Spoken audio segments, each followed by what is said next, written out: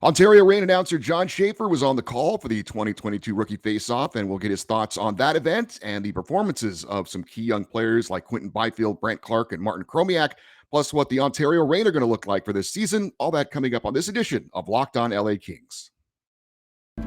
You are Locked On Kings, your daily podcast on the Los Angeles Kings, part of the Locked On Podcast Network, your team every day.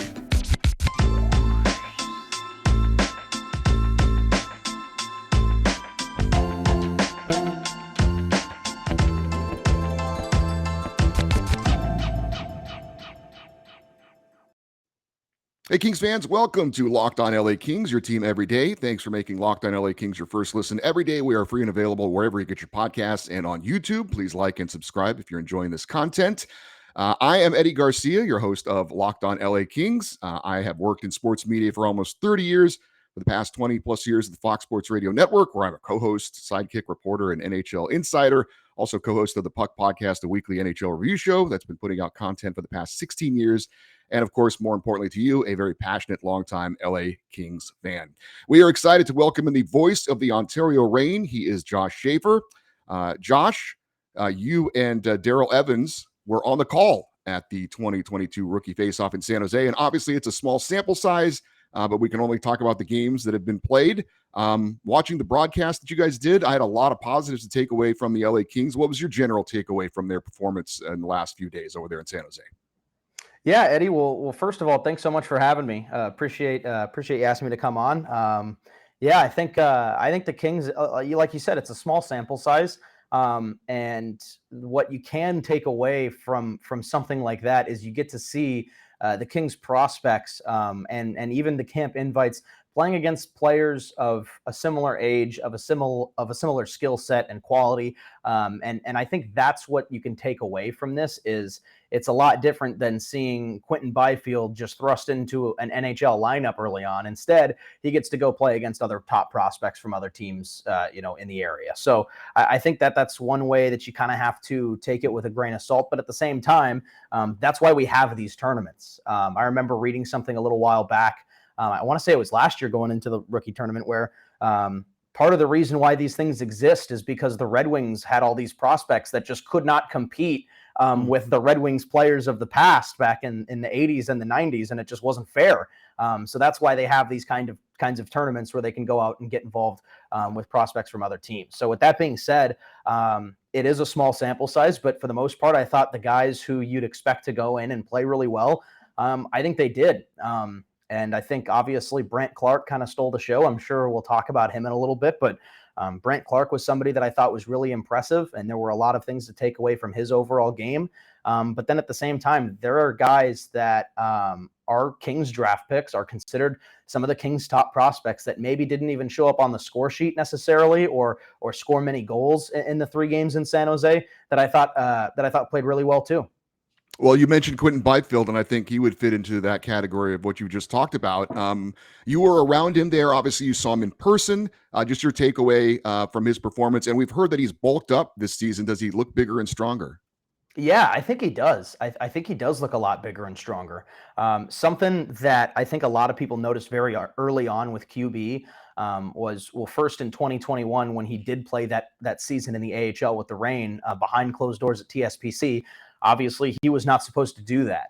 But for him that year, it was either Kings or back to juniors, and the Ontario Hockey League didn't play that year. So that was kind of a unique scenario where Quinton Byfield got a chance to play in the perfect situation, the perfect level for him, which was in the AHL, which in any other year would not be possible. That's not possible for Brandt Clarke right now. But for QB that season it was, and very early on he might have struggled a little bit, but eventually QB hit his stride and was really, really impressive, and then made his debut later that season for the Kings.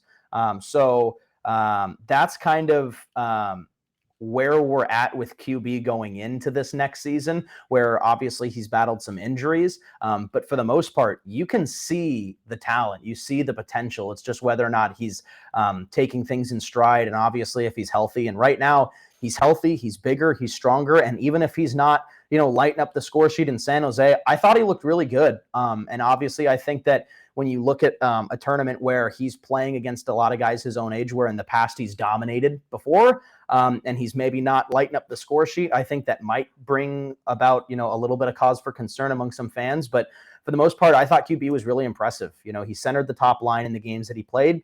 He played with some talented players on either side of him. He sought them out most of the game. He's a great passer. I think he's big, he's strong, he's physical. Not many players, especially on San Jose, at least in the last game, this might be recency bias, but couldn't really land many checks on him because he just shrugs guys off. So I thought that he was really good.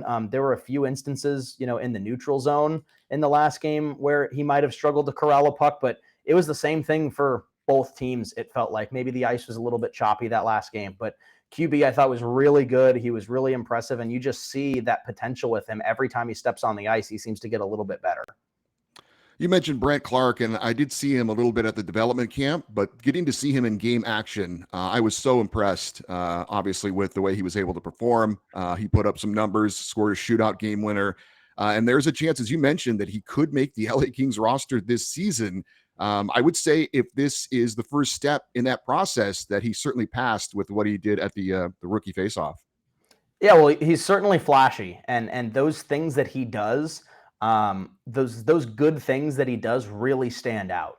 And that's a really huge benefit for him. I think coming in, we did see him in all 3 games, which was not the case for guys like Quinton Byfield, Akil Thomas. Jordan Spence only played in 1 game this weekend. But the difference between those kind of guys is Jordan Spence was an AHL first-team All-Star last year and on the All-Rookie team, and also played in almost 30 NHL games and a couple of Stanley Cup playoff games as well. Brandt Clarke, on the other side of things, has not played in pro hockey yet. So who needs to play in these rookie tournament games more? Probably Brandt Clarke. So he played in all 3. He was crucial for LA in all 3 games, and he entered the final game of the tournament leading all skaters in San Jose with 4 points in just 2 games, and they were all assists. He just seemed to factor into the offense constantly. And he said that after that last game, he was being a little bit, I think that there might have been a few late jabs at him here and there, but he was kind of said, if you try to put me down offensively, like, I'm going to get back up. I'm going to try to play my game. I'm not going to let somebody else's play detract from what I want to do on the ice. And beyond the offensive side of things, I thought he was also really good defensively. And I think that a lot of hockey fans and Kings fans will talk about his offensive abilities, but twice this weekend, whether it was the first game against Colorado or the last game against San Jose, where there was some sort of situation one way or another that a team pulled the goalie for the extra attacker, I thought he was terrific defensively, specifically, both when the Kings needed to prevent a goal into their empty net and try to push it up the ice for a goal themselves. I thought he was good denying shots at the empty net. And then on the flip side, on Monday against San Jose, I thought he was great defending the Kings net when San Jose had the goaltender pulled. So I was just overall more impressed with Clarke defensively later in games than even offensively. And another player I wanted to bring up, Martin Chromiak, is going to be playing for the Ontario Reign this season. I think he's going to be a fun player to watch for you guys there in Ontario. Heard a lot about him, had a stellar year in the OHL last season. Loved looking at him on the power play. But obviously he's a sniper. He scored those 2 goals in the third period to help force overtime in that second game. Got a good look at him for the first time as well and was impressed with what I saw. How about you? I mean, he's just a natural scorer, right? He led the Kings in goals last year at the rookie tournament when he was a year younger.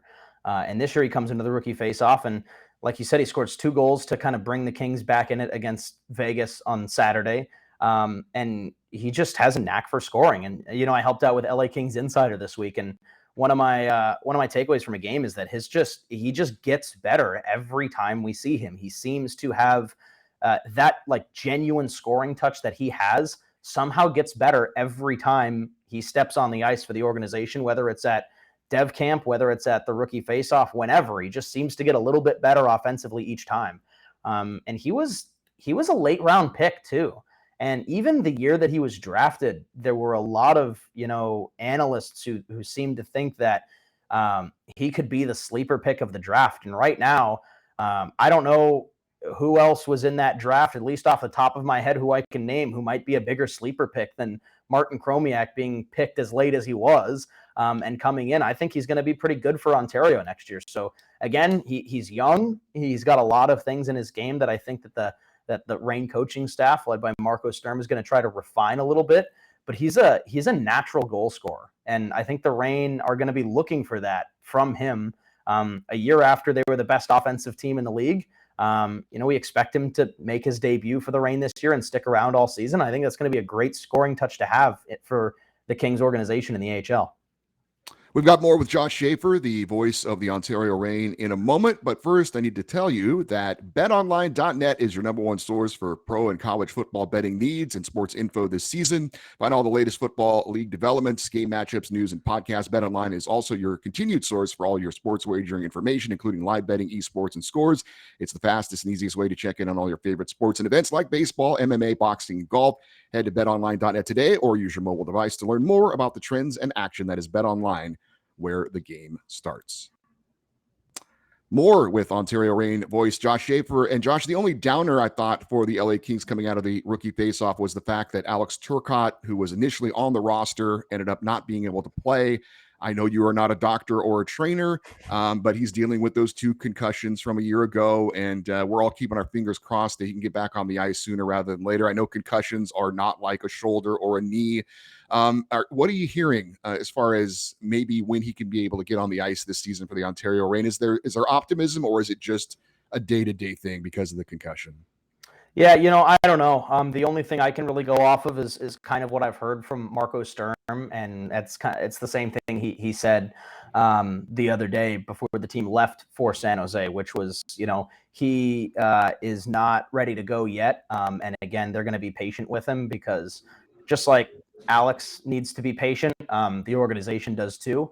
And right now, obviously, his safety is our top concern. And, like you said, he had a couple of disappointing injuries, and he's getting back to where he wants to be. But right now, he just wasn't available for the weekend in San Jose. You mentioned his name briefly, but Jordan Spence played one of the games there at the rookie faceoff. He obviously had a great season in Ontario, and we got to see a glimpse of him in LA last season. He's a guy I got to admit I have a bit of a fan crush on. But just wondering, people rave about his development and how quickly he has come in such a short amount of time.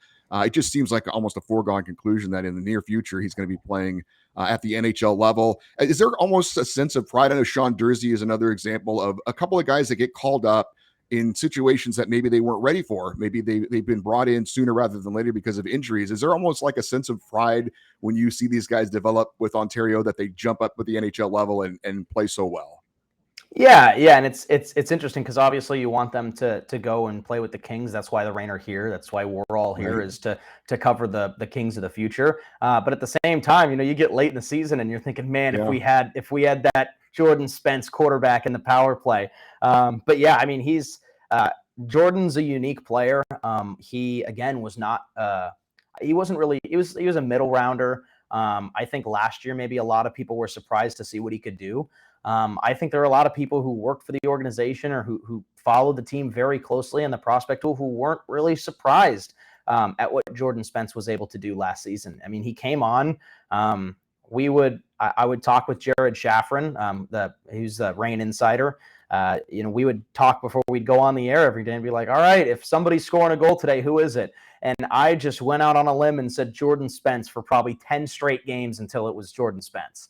And he scored just with this blast of a slap shot from the right point, and scored kind of how he scored his first NHL goal too, later in the season when he was playing with the Kings. But he's just a tremendous young offensive player, who I think when people had asked last year when the time came up, or when the time came for him to get called up to the Kings, was he the most ready? Was he ready to be in the NHL? But the bottom line was he was getting called up to a team that needed a defenseman to bring a little bit of offense. And who from the Reign was most ready to do that? Jordan Spence, and it wasn't close. So Jordan Spence gets called up, and he fills that role for the Kings, and he was really good. So I think that last year he was catching a lot of people by surprise. This year, not so much. And even at the rookie faceoff last year, I can recall then Reign head coach John Wroblewski, who was leading the team, he said, we had some players get called offside multiple times in this game because our forwards just didn't know how to play with Jordan Spence because he's so good and he's so fast and he's a defenseman and he wants to quarterback not just the power play but the rush too. He wants to carry the puck into the zone, and guys didn't know that after only skating with him a few times.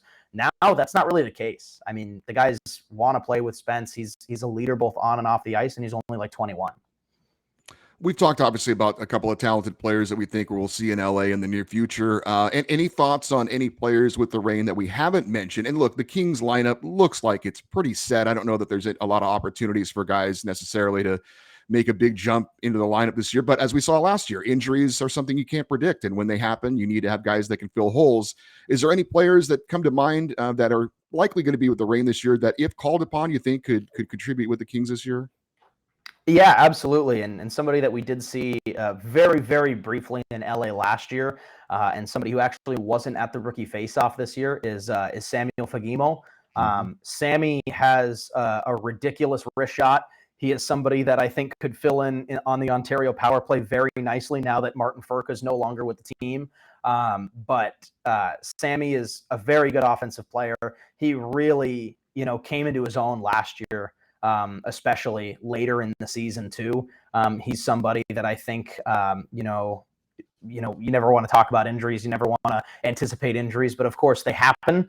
And if they happen, I think Fagemo is somebody who could step in and soar in the NHL when he finally gets his chance. Somebody that I think early on, a lot of people were disappointed with in terms of offensive production, but then extremely impressed with late was Akil Thomas. Akil Thomas is a phenomenal face-off guy. He is a cool guy to be around. He's very easy to talk to. And once he got going last year, he had 11 points in his final 14 games of the season after struggling for most of the year coming back off of an off-season, surgery and recovery. So Akil Thomas is somebody that I think could also be in that same conversation of two forwards who might get their opportunity. I could go on about guys like Tyler Madden too.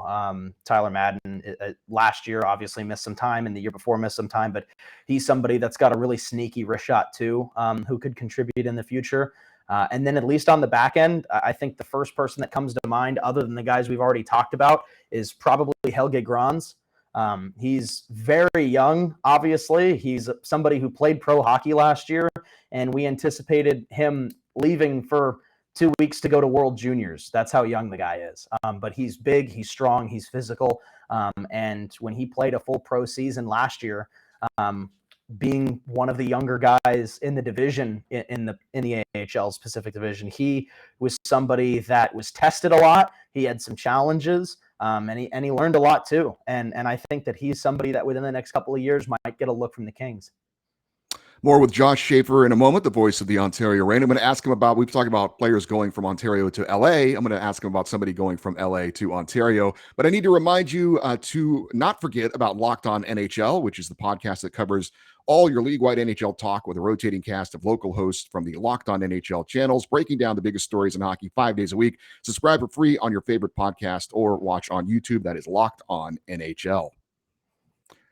So, Josh, you got a new head coach with the Ontario Reign this season. He was an assistant coach with the LA Kings last season, and he coached the team at the 2022 Rookie Faceoff. That, of course, is Marco Sturm. I'm sure you've had a chance to chat with him a bit. Your thoughts on him being the new man in Ontario? I'm excited for him, and I'm excited for the players too. I mean, this is a great opportunity for him, at least at the time, and this may have changed this offseason, but at the time, he would have been the first European head coach in the AHL, and I believe in the NHL too, or not first, but only active.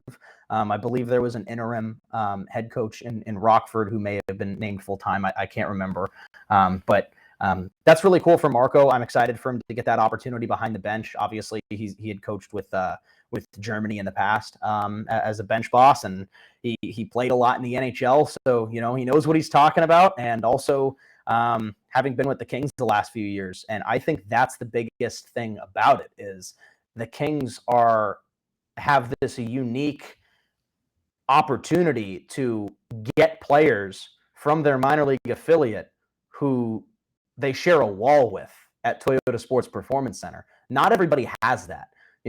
just off the top of my head, like San Jose has that, Manitoba has that, but how many other teams really have that? The newest team in the AHL's Pacific Division is Coachella Valley. Their affiliate's Seattle. So they're not sharing a wall with any of their minor league guys. The Kings guys, if they call somebody up, they can walk outside, walk right back in the next door, and you're in the NHL. So with that being said, not only has Marco been with the Kings staff in the past, these last couple of years, but now he's next door. He's coaching the top prospects in the AHL. They play just an hour away, and you're still trying to work within that same system that Todd McClellan and the Kings have established with the organization. And Marco gets to come to the AHL already all too familiar with that scheme and that structure that the Kings want to play with. So I think that's a huge benefit for all of these guys getting moved up. And then at the same time, he knows a lot of them just because he's been around. So the guys that have been here, the guys who we expect to see in Ontario a little bit, at least for a small amount of time, that have already been called up with the Kings have been with him, whether it's Turcotte, Byfield, two guys that were signed this offseason again, Jared Anderson-Dolan and Gabe Velarde, among others. They all know who Marco is. They're all familiar with him. So I think it's that much of a benefit just to have him with the organization. And, you know, I talked to Tyler Madden after the San Jose game on Monday, the final game of the weekend. And I asked him what it was like, you know, expecting to play with Marco this season. And he said it was great. First opportunity to have him as the head coach, but still have similar guys on the staff like assistant coaches Chris Height and Brad Schuler behind the bench. But now with a new head coach, it was great. First time they're all together, first real head coaching experience for Marco Sturm with the Kings organization, and to have had a bunch of his players, and now for those players to have had him in the rookie faceoff, it's just a huge plus. And I'm excited to see what Marco can do in the AHL this year. And I also wanted to ask you another specific Ontario Reign question that's not really affiliated with what's going on in LA, but I know the Reign did lose some veteran talent. You mentioned Martin Ferk, Brent Sutter, the captain, has moved on as well. Do we know who the captain would be for the Ontario Reign this year? I know TJ Tynan may be a candidate for that. Yeah, I don't know yet. That's more of actually, I recall hearing Marco talk about this recently, and I want to say that he had said it's more of the way that he views it is it's kind of a coaching conversation, but it could also be a locker room conversation, you know? Some of the guys, the veterans on the team that are back who wore at least a letter for at some point last season include TJ Tynan, Cameron Gauntz, Jacob Doty wore an A1 game, which is interesting for a guy who fights quite a bit because you got to be careful if someone's grabbing at your jersey and you got to stitch the A on. But, you know, you never know. And another thing that you have to consider with the Reign is that you now have so many young players with the way that the Kings have started a rebuild, come out of the rebuild, and are now looking to be at least contenders in the NHL. You still have all of these prospects who have been around for a few years already, but are only like 21 years old. So you have guys that are young and don't have all that much experience, but are still leaders on and off the ice. Guys like Jordan Spence and Alex Turcotte. So you never really know. I don't know personally, but I would like to think that guys like Tynan and Gauntz, among a few others, might be in the conversation. And one final question for you. I know you're a proud graduate of Arizona State. They have the new Mullet Arena there where the Coyotes are going to play. You were just in a venue for the San Jose Barracuda for the Rookie Faceoff that maybe is similar to what the Coyotes are going to play at in Arizona. What is that? I was watching the feed, listening to your call, and that was one of the things that popped in my head, that there's going to be an NHL team playing their season in an arena like the one you were just in. It's such a wild thought. And I know that I've gotten to see Arizona State's hockey program a few times, and they're very impressive. And I hope we can see more West Coast collegiate hockey popping up here in the future. But just your thoughts on what that is going to be like, maybe from a broadcaster perspective or just a fan perspective, to see NHL hockey in an arena like that. Yeah, I don't know. I mean, that thought did pop into my head too. And my mind always goes the ASU direction, which is how awesome that is for Arizona State, not just to have finally your own building and a legitimate hockey program that you've built up these last few years, that now the only knock you had was not having a building. And now you've got the state-of-the-art facility that is so good that now an NHL team wants to come in and play and train and do all of the above in that building, I think is great for Arizona State. For the Coyotes, now you have this opportunity that maybe you haven't had the last couple of years, where you might be one of the hotter tickets in town because there are any of those tickets to go around. So obviously season tickets specifically, are a little bit more expensive for the Coyotes. I'm very interested to see how it goes, but at least for the Coyotes, I think a lot of people think like this is a crazy scenario. Like, how are they going to do this? But again, if they stay in Arizona, which of course I hope they do, I mean, this will drum up more interest, right? Because that ticket is a hot commodity now. But I did see I guess something that I saw going around on social media actually this morning was the construction live cam caught them putting in the Kachina and ASU logos at center ice. So it looks like you're going to have two logos at center, and I got to say, I think it looks pretty cool. Well, it's been pretty cool to talk to you, Josh. I really appreciate your time. Definitely want to check in with you during the season to see what's going on with the Ontario Reign. Could you let our listeners and our viewers know how they can check out your calls this season of the Reign? Yep. So we are on AHL TV and the Ontario Reign Broadcast Network, which is going to be easiest to find on OntarioReign.com. We might have a few other things up our sleeve in terms of where you might be able to find us for this upcoming season, but at least for now, AHL TV and OntarioReign.com. You can find us there, and then of course follow us on Twitter and Instagram at Ontario Reign and at Ontario Reign Hockey on Instagram, and we'll get calls there. We've got links there, and then obviously hope to have some people join us for the broadcasts and come on out to Toyota Arena this season. Well, we're hoping for a great season with the LA Kings and, of course, a great season with the Ontario Reign as well. Again, Josh, thank you so much for your time. Looking forward to our next chat, and great job up in San Jose this past weekend. Thank you. I appreciate it. Thanks again for having me on. Had a good time. All right. Thank you. So we've got training camp coming up tomorrow in El Segundo. I will be out there at the Toyota Center covering the first day of training camp. Very excited and looking forward to sharing with you on tomorrow's show all the sights and sounds from the opening of training camp. By the way, I believe that is open to the public. If you guys want to go out there, again, 10 a.m. at the Toyota Sports Center in El Segundo as the LA Kings open training camp.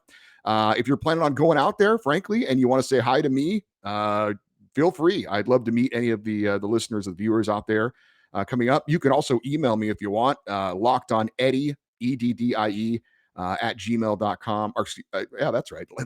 Lockedoneddie at gmail.com. You could send me a message on Twitter, whatever. Like if you want to say hello and stop by and chat about the Kings, like I said, I'll be out there for the start of training camp tomorrow, 10 a.m. And I believe that is open to the public if you want to check it out.